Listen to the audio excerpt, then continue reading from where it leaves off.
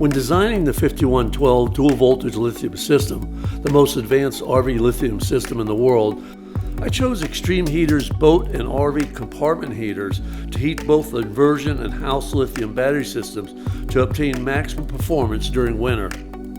I also designed an internal heater system for the Canidstar, which heats the water lines, pumps, and tanks, avoiding the need to winterize the coach.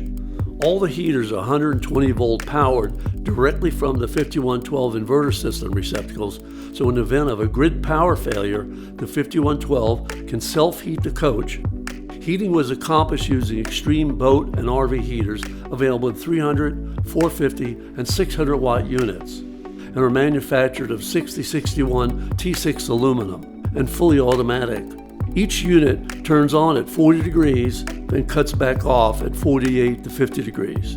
For further information on Xtreme Heaters' fine line of heater products and accessories, visit their website at xtremeheaters.com. Thanks.